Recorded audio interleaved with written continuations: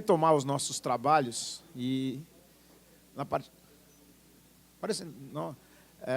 na parte da tarde agora a gente vai falar de um tema que tem sido recorrente aí as pessoas nos perguntando, enfim, é um tema que mundialmente tem sido bastante discutido, especialmente por conta de algumas mudanças e algumas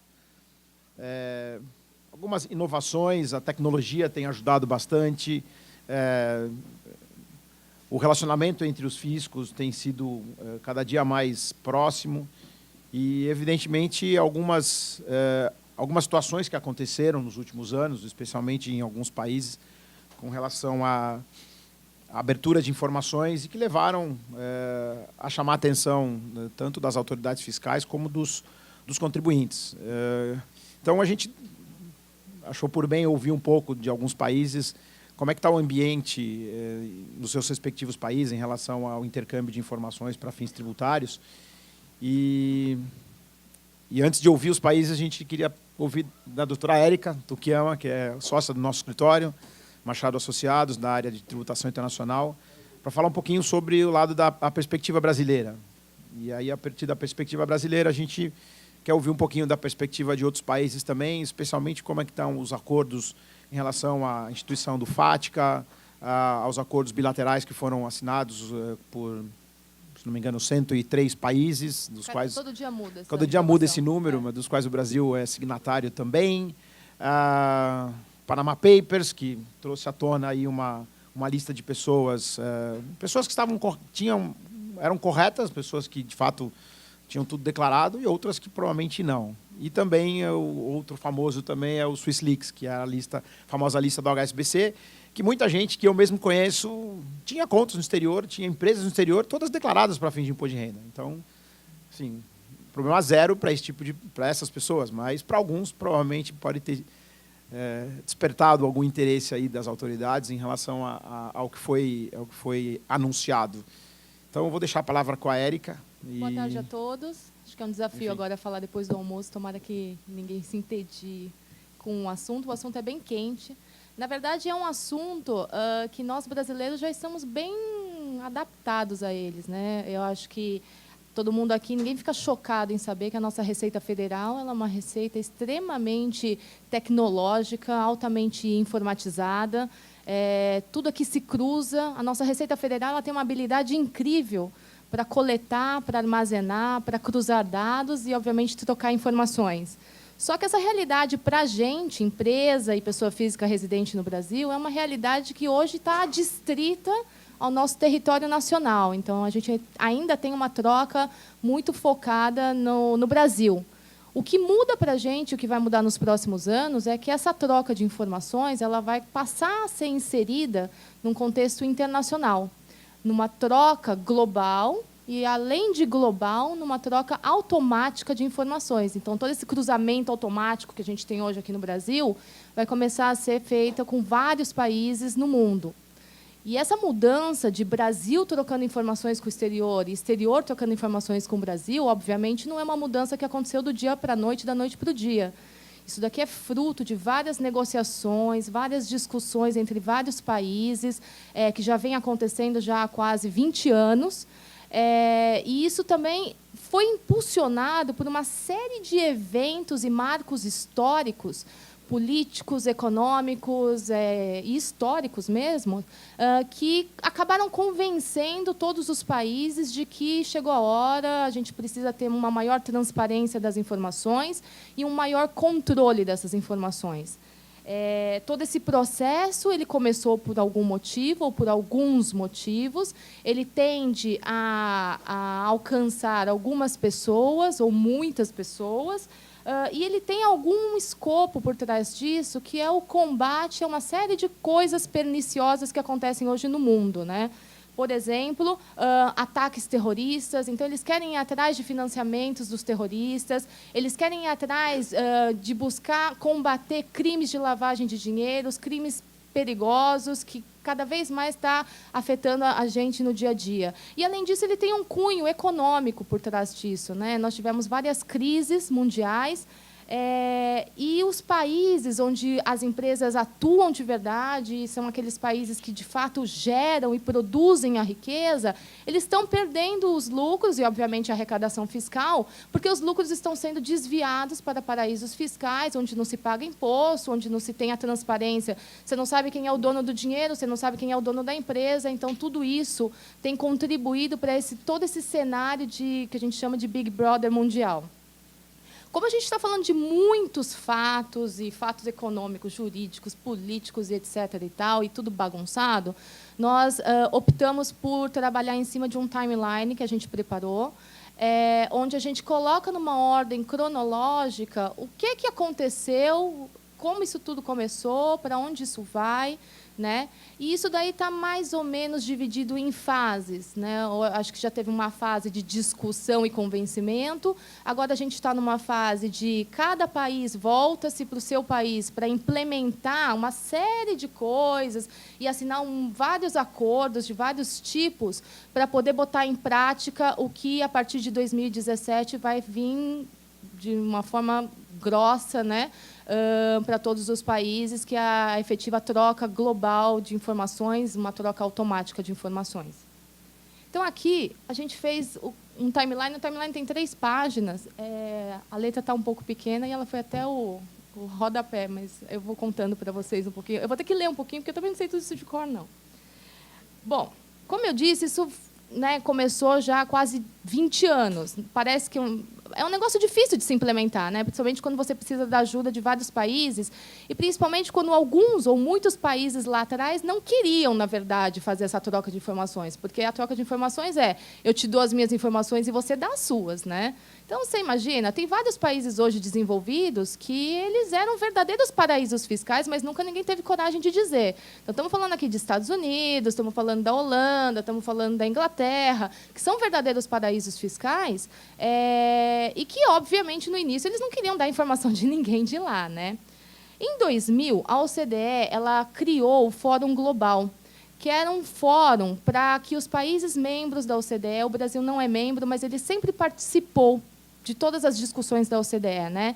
Então, nesse Fórum Global, que hoje já conta com 135 membros, o Brasil, inclusive, dentro do G20 e a União Europeia, eles fizeram todo um debate do que fazer, quem que a gente vai perseguir, que informações que a gente quer obter e como que a gente vai fazer isso. Como é que a gente força todos os países a fazerem isso? Quanto mais gente participar, maior a efetividade desse plano de ações da OCDE. Em 2001, aconteceu o primeiro fato histórico que fez com que os Estados Unidos abrissem a cabeça e falassem: puxa vida, eu também vou ter que participar disso, né? Isso mexeu na alma deles, na honra deles, que foi o ataque às Torres Gêmeas e ao Pentágono, no ataque do 11 de setembro de 2001. A partir de 2001, os Estados Unidos, então, começaram uma série de ações, tanto na sua base legislativa como nos seus acordos internacionais, e eles começaram a assinar tratados internacionais para trocar informações com diversos países, inclusive os paraísos fiscais, que eram os nossos maiores alvos, né? Em 2007, eles firmaram, que a gente vai chamar aqui de TIA, que é o Tax Information Exchange Agreement, com o Brasil. Isso foi em março de 2007, visando aqui uma troca de informações fiscais entre os nossos países, né? Normalmente, essa cláusula de troca de informações elas estão em tratados para evitar dupla tributação, mas o Brasil nunca conseguiu lograr um tratado para evitar dupla tributação com os Estados Unidos, né? Então, um jeito mais fácil de atingir os objetivos dos Estados Unidos foi fazer a assinatura desse TIE. Em 2008, aconteceu um outro marco histórico, que foi a crise mundial econômica, que afetaram vários países do hemisfério norte, afetou todo mundo no final, mas começou lá no hemisfério norte. E, nesse momento, esses países produtores de riqueza, eles perceberam que eles estavam em déficits orçamentários pela crise e por algum outro motivo, que era exatamente o que eu mencionei há pouco, que são esses desvios de lucros que saem do seu país, vai para outro país, porque ninguém tem controle de nada, ninguém cruza dados de nada. Então, a gente está perdendo imposto, arrecadação, perdendo lucros para outros países, principalmente os países paraísos fiscais. E, nesse momento, a OCDE ela emitiu listas brancas, cinzas e negras, né? A lista negra da OCDE, na época, tinha 4 países, que era Costa Rica, Malásia, Filipinas e Uruguai. E a lista cinza é Áustria, Bélgica, Luxemburgo e Suíça. Hoje em dia, nenhuma dessas listas tem nomes mais. Todo mundo correu atrás porque aquilo fazia mal para a reputação do país, né? A lista negra, a lista preta, era a lista de quem nem se comprometia com a OCDE, e a lista cinza era eu me comprometo, mas não estou fazendo nada para te ajudar. E hoje todo mundo já está ajudando a OCDE nesse aspecto, né? Ainda que não membros, mas todos falaram, sou committed e vou ajudar. Em 2010, os Estados Unidos emitiram o FATCA, que é o Foreign Account Tax Compliance Act. Esse FATCA é uma legislação com abrangência extraterritorial. Então, por essa lei, os Estados Unidos obrigam instituições financeiras que não estão nos Estados Unidos a dar uma série de informações e obrigar empresas ou pessoas físicas a preencher vários requisitos e preencherem vários formulários nos Estados Unidos para dizer para os Estados Unidos, olha, esse rendimento que eu estou recebendo do meu cliente americano é um rendimento lícito, declarado, está pagando imposto ou não está pagando imposto, não está pagando imposto por causa disso, disso, disso. Quem não cumpre com essas regras de FATCA tem a sua remessa tributada na fonte lá nos Estados Unidos a uma alíquota de 30% sem choro nem vela. Hoje, o FATCA ele já conta com 82 jurisdições que assinaram acordos com os Estados Unidos. Dessas 82, 62 jurisdições já estão os acordos já estão em vigor, e apenas 8 são trocas de informações que não são automáticas, que são mediante pedido, upon request. Também em 2010, a gente teve o acordo multilateral de assistência mútua. Hoje, a gente já falou aqui algumas vezes, a gente está contando com 103 membros. Isso daí foi um acordo que foi assinado lá em 1988. E, em 2010, eles aditaram esse tratado para incluir uma cláusula permitindo a troca automática de informações. Porque os governos falaram, para que isso dê certo, essa troca tem que ser automática, ela não pode ser burocrática, os governos têm que acordar e toda aquela parafernália para que isso seja efetivo, né? Então, hoje nós estamos com 103 membros. O Brasil aderiu em 2011, que foi quando a OCDE abriu o acordo para novas adesões. E esse acordo do Brasil ele já foi aprovado agora, nessa semana, pelo governo brasileiro, né? Em 2012, o Brasil resolveu fazer uma reforma grande na sua lei de lavagem de dinheiro. A gente já tinha uma antiga, foi feita uma nova, uma reformulada lei de lavagem de dinheiro, que acho que muitos daqui devem ter sofrido, porque a gente começou a ter que fazer uma série de disclosure para bancos nas nossas transações, a gente tem que falar quem é o dono do dinheiro, tem que abrir toda a estrutura societária até as pessoas físicas. Na época, eu lembro que a gente teve clientes que demoraram 6 meses para abrir uma conta bancária no Itaú, no Bradesco, e isso tudo era por causa da nova lei de lavagem de dinheiro. Em 2013, a OCDE divulgou seu primeiro relatório em relação aos BEPS, que são 15 ações sugestivas da OCDE para a gente ter uma maior transparência, uma maior troca de informações, um maior controle das informações entre as empresas. E essas informações elas vão ser cruzadas. Elas já estão, a partir de 2016, várias empresas já estão sendo obrigadas, por vários actions de BEPS, a dar um disclosure de uma série de informações comerciais e fiscais. E, a partir de 2017, 2018, todos os países que se comprometeram com a OCDE vão passar a trocar todas essas informações. São inúmeras informações. Informações de transfer pricing, de think cap, informações de planejamentos fiscais, de tax rulings, e etc. e tal. Então, com isso, eles conseguem saber quem é que está desviando o lucro da onde, por quê e por que não está pagando imposto. O Brasil ele se comprometeu com a OCDE, e até setembro de 2018, eles pretendem já estar com tudo implementado. Para que esses actions de BEPS eles entrem em vigor efetivamente, sejam efetivos em todos os países precisam se preparar, eles precisam fazer uma série de reformas fiscais, reformas de legislação, sistema, e eles têm que investir em tecnologia para que essa troca automática de informações seja possível. E isso foi tudo que a gente conversou hoje de manhã. O que os países estão fazendo para se preparar para essa troca de informações que começa a ficar pesada a partir de 2017. Já desde 2015, o FATCA já está em vigor e a gente já está trocando informações com os Estados Unidos e os outros países também. A partir de 2017, a gente começa a trocar essas informações também com a Europa e com todos os, que a gente brinca aqui, todos os países democráticos de direito. Né? Em 2014, a OCDE ela começou a botar em prática esses planos para implementar todos esses planos de ações que eles falaram, né, esses Actions BEPS. E aí veio o CRS, que é o que eles chamam de GATCA, que é o Global FATCA, que é o FATCA dos Estados Unidos, só que isso dentro desse acordo multilateral de assistência mútua, que temos hoje 103 países. Ele é um pouco mais abrangente que o dos Estados Unidos, mas a ideia é trocar informações bancárias, mas essas informações bancárias, apesar de serem bancárias, elas dão disclosure de tudo da gente. Né? Então, fez remessa de juros, de dividendos, de qualquer tipo de rendimento, saldos de contas bancárias, nome dos beneficiários, número de conta corrente, tudo a gente vai ter que começar a dar um disclosure disso para todos os países que assinaram o acordo de assistência mútua.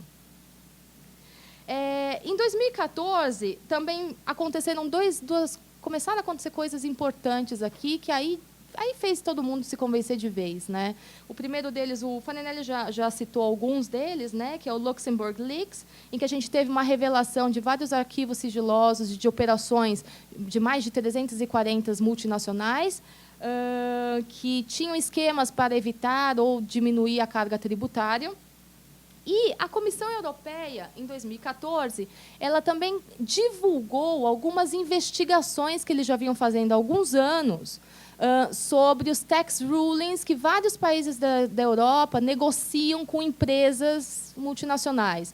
Então, como é que funciona isso? Uma empresa multinacional fala, vou me estabelecer em Luxemburgo, chego lá no fisco, sento na mesa com o fisco de Luxemburgo e falo assim, quero pagar pouco imposto, como é que eu faço isso? Você negocia, assina um tax ruling, aquele tax ruling te dá uma segurança de que, pelo prazo que aquilo vigorar, você está livre, você paga aquilo que está negociado de imposto.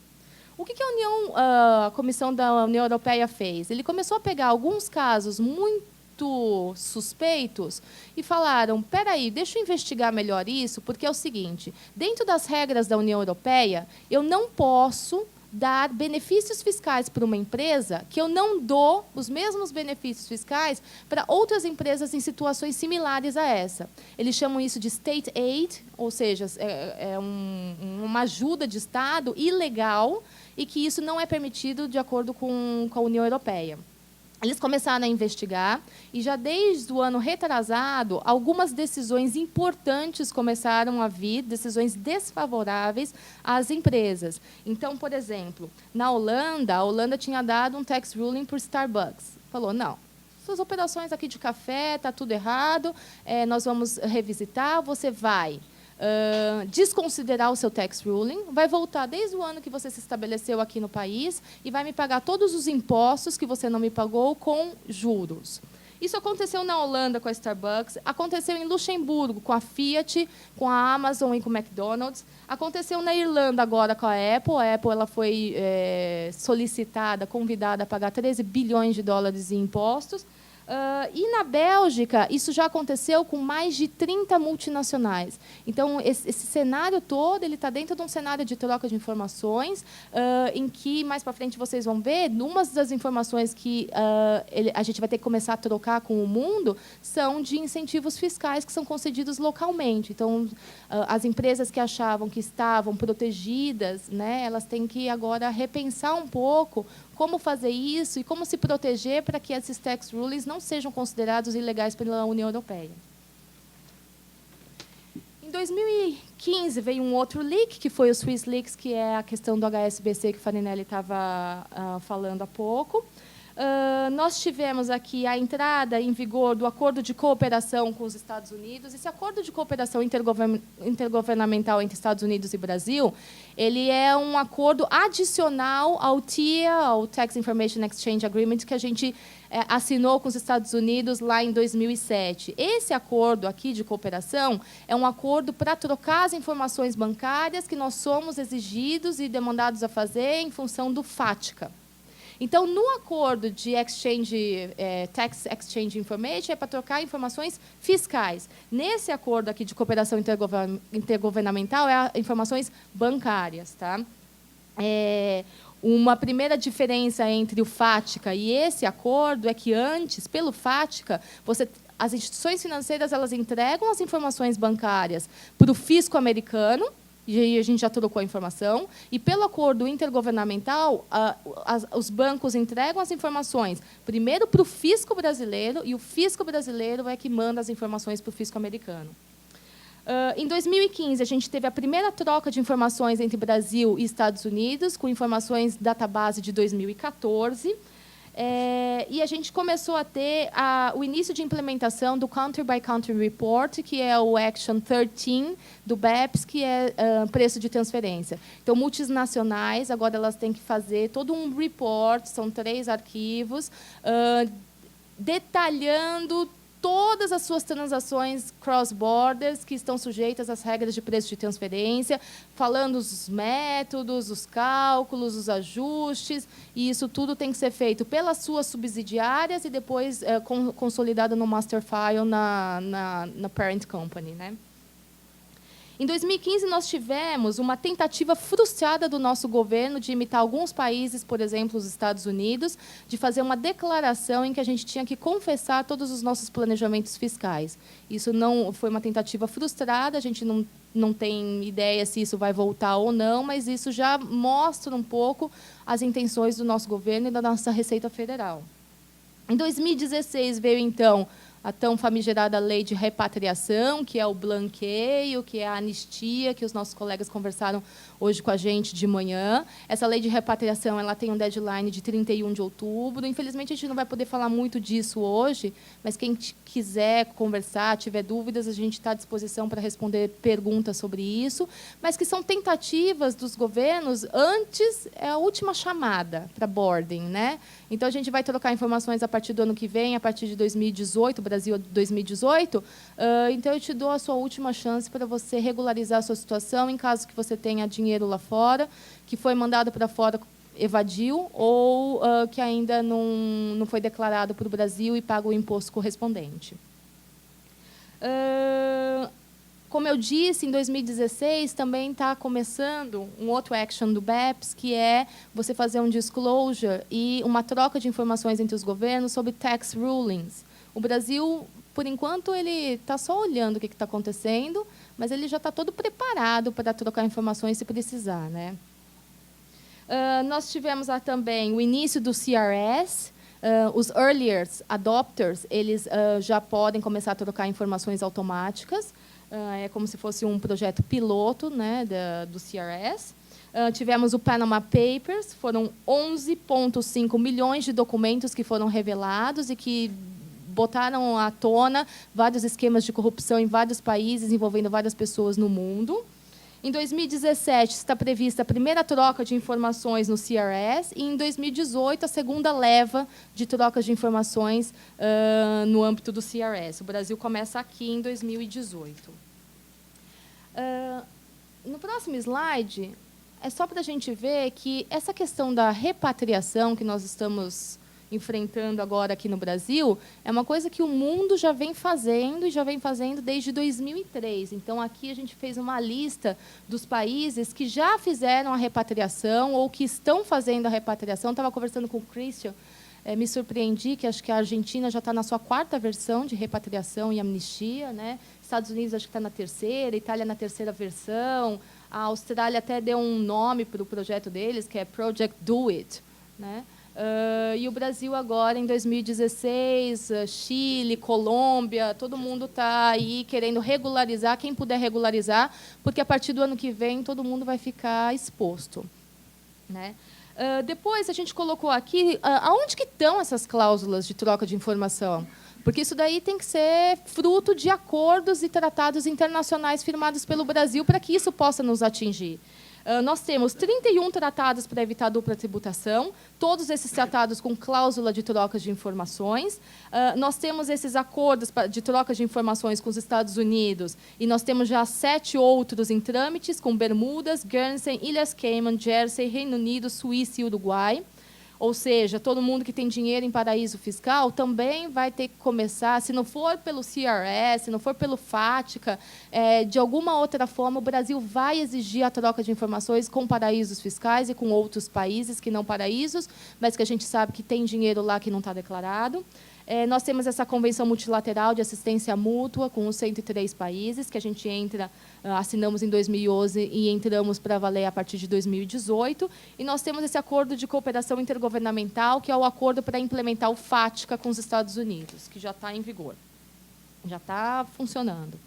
No último slide, é só para mostrar para vocês que não é que vai mudar a nossa vida, né? Nós já somos altamente controlados pela Receita Federal. O Brasil não é da OCDE, não é membro, mas ele está lá o tempo inteiro, conversando, discutindo, apontando o dedinho no nariz dos outros. A questão é, o mundo inteiro está se preparando para trocar informações. E o Brasil já está preparado faz tempo. Então, aqui a gente trouxe um pouquinho do que é esse controle, esse Big Brother que o Brasil tem, que todos nós já conhecemos, reclamamos um monte antes, agora a gente já se acostumou. Isso ficou meio banalizado entre a gente. Aí os nossos colegas vêm, falam dos deles, parece que é nossa, uau. A gente fala, nossa, uau, aqui já é assim há muito tempo, né? Nós temos as regras de CFC, que eu não gosto de chamar de CFC, porque as nossas regras não são de CFC, elas são piores do que as de CFC, mas são as regras para tributar as nossas subsidiárias controladas e coligadas no exterior. Nós temos as regras de subcapitalização, regras de preço de transferência. Eu não sei como a gente vai trocar informação de preço de transferência com os outros países, porque as nossas regras são completamente diferentes do resto do mundo. Então, não dá nem para botar no mesmo campo, nas mesmas files que o pessoal lá dos outros países, mas a gente vai ter que ver como é que faz isso, né? Temos listas de paraísos fiscais. Todo o mundo está acabando com as suas listas de paraísos fiscais, e o Brasil, em 2010, trouxe uma nova lista, onde ele aumentou de 53 para 65 jurisdições listadas no paraíso fiscal. A gente criou o regime fiscal privilegiado, onde a gente coloca... Nós temos guts para isso, né? Onde a gente coloca Estados Unidos, Holanda, Espanha, tudo isso na lista de paraíso fiscal. É uma coisa impressionante. Acho que nem Estados Unidos deve acreditar. Nós temos regras para controlar pagamentos para paraísos fiscais. A gente tem que falar para todo mundo se tem substância econômica, quem é o beneficial owner, se não, esses pagamentos eles são indedutíveis. Nós não temos regras antiabusivas, mas não precisamos ter, porque para que ter regra, né? Não precisa de lei aqui para cumprir nada, né? Nosso fisco e as próprias cortes administrativas já admitem, em muitos casos, o princípio da substância sob a forma, e a gente que se vire para dizer que isso é legal e que isso é completamente permitido, né? E a gente tem... Aqui, uma coisa que os outros países estão começando a ter, mas que a gente já tem, e as receitas federais dos outros países vêm aqui aprender com a gente, que é a total transparência. A gente tem nota fiscal eletrônica, SPED, todas as nossas declarações são eletrônicas, online. Não tem mais aquele negócio de entregar papel para a Receita Federal. Por quê? A Receita Federal tem um prédio enorme, chamaram todo mundo dos gênios nossos aqui, tiraram as pessoas da Embraer e trouxeram para a Receita Federal para construir um mega ultra computador que tem capacidade para armazenar informações de todos os contribuintes do Brasil pelos próximos 10 anos. E, com isso, eles conseguem cruzar todas as informações. Ou seja, a gente já está preparado. A gente só não entrou porque a gente está esperando os outros se prepararem, né? E, a partir de 2018, essa troca de informações ela passa a ser efetiva. Se alguém tiver alguma dúvida, uma pergunta... Farinelli, pergunta. Alexandre. Por favor, Alexandre. Alexandre.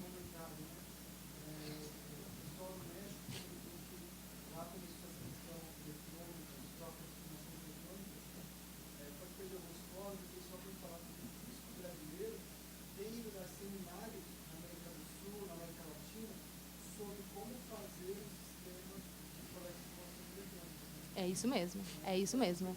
A gente já recebeu visita até do fisco americano para ensinar como é que faz todos esses cruzamentos. Em 2009, eu fui para Portugal.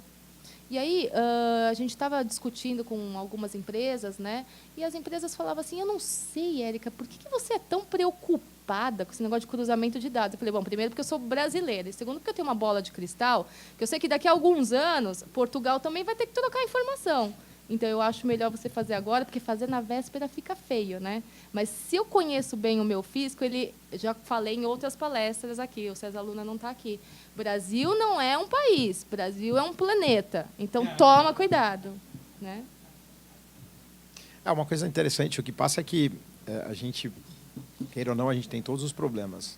Mas, em termos de preparação para trocar informações com os demais fiscos, nós estamos mais do que bem preparados. O que eu sinto, e ao conversar com alguns países, é que acho que o Brasil vai ter muito mais dificuldade de buscar as informações, de ter as informações, do que a gente fornecer as informações. Porque muitos países não estão tão informatizados como a gente, inclusive os grandes países, os países mais desenvolvidos. Primeiro, por uma questão de não estar tão desenvolvido, e segundo, por interesse. Eu acho que tem alguns países que não vão abrir informação, por interesse muito claro de que o dinheiro fique lá, de que as pessoas continuem investindo lá. Enfim, não preciso citar nomes, mas é um fato isso, né? Agora, temos que se preparar, porque o histórico que a Érica colocou aí desde os anos 2000, ele é muito claro em relação a uma mudança muito grande que existe no mundo hoje. E existe, de fato, uma mudança. Ela começou com o objetivo, primeiro, de acabar com o terrorismo, de acabar com a questão de drogas e contrabando e tudo, só que ela acabou caminhando muito para a parte tributária, tanto é que os escândalos, não escândalos, mas os casos envolvendo grandes litígios, né? Recentemente, a questão da Apple, que tomou uma multa gigantesca na Irlanda, não da Irlanda, mas da Comunidade Europeia, por conta de desvio de teoricamente ter tido um subsídio em algum lugar, e na Irlanda, especialmente, tomou uma multa lá de 13 bilhões de euros, se eu não me engano. Enfim, são coisas que até pouco tempo atrás a gente não imaginava que isso poderia acontecer, mas acontece e vai acontecer cada dia mais. Mais alguma dúvida?